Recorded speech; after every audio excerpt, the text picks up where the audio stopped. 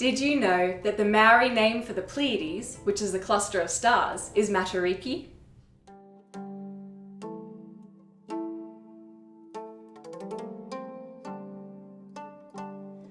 Hello and welcome to World History Encyclopedia. My name is Kelly, and in honour of the Maori New Year, which falls on July 2nd this year, we are going to take a look at the history of Matariki. Don't forget, the easiest way to support us is by giving this video a thumbs up and subscribing to our channel and hitting that bell icon to turn on notifications so you don't miss out on any new uploads.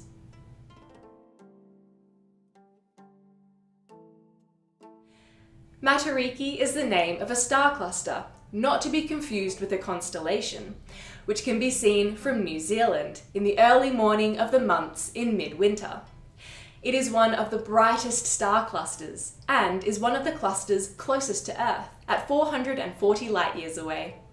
The cluster is made up of over 500 stars, but the brightest 9 are visible to the naked eye. The star cluster Matariki is known by different names in a number of different languages, including the Pleiades, the ancient Greek name for the cluster, or the Seven Sisters in English, and Subaru in Japanese, which means gathered together. For Maori ancestors, astronomy was interwoven into all facets of life. That is why they looked to Matariki to signal the harvest time and connect with ancestors. When Matariki appears in the night sky, it signals the beginning of the new year, although some iwi may not start the celebrations until the first full moon after the appearance of Matariki, or the next new moon. It was believed that the brighter Matariki glowed, the better and warmer the weather would be in the growing season, and the more abundant the crop harvest would be. And in general, the stars were associated with huntings, planting, and harvesting. The cluster would have also been used to help those voyaging on canoes to navigate across the Pacific Sea.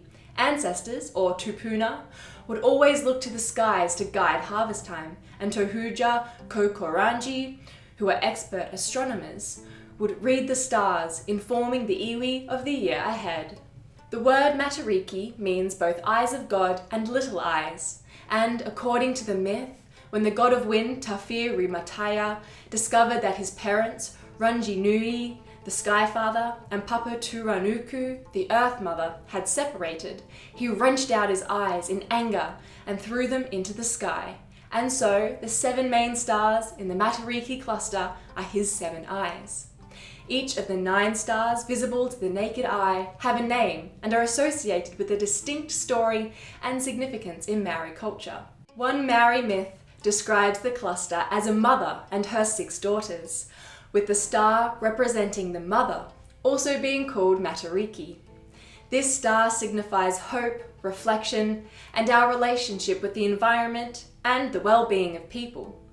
Then there are the sisters, Pohut Akawa, which is the star that reminds us of those who have passed away, Tupuanuku, which is associated with anything that grows out of the ground to be gathered and harvested, and represents food that is grown in the earth or below ground. The star, which signifies food sources which come from the sky, like birds and fruit trees, is Tupuarangi. The star that represents food from fresh water sources, like rivers and lakes, is Waiti, and Waita represents seafood and the ocean. Waipuna Arangi is associated with rain, snow, and hail.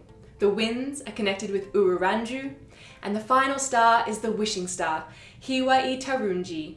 Matariki is a time to spend with whānau, family and friends.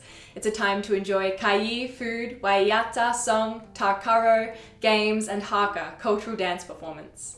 The Maori belief is that when people die, their spirit goes to the northernmost point in Aotearoa, the Maori name for New Zealand, to Tairarenja Wairua, the departing of spirits.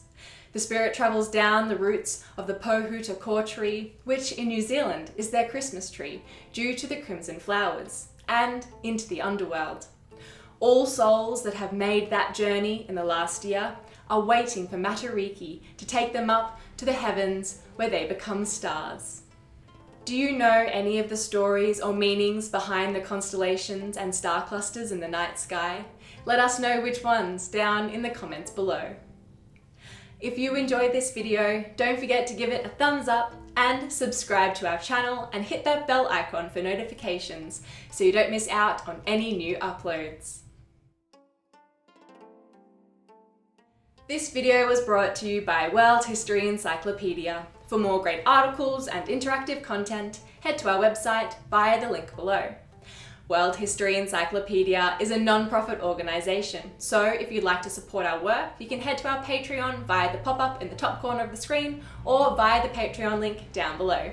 Thank you so much for watching, and we'll see you soon with another video.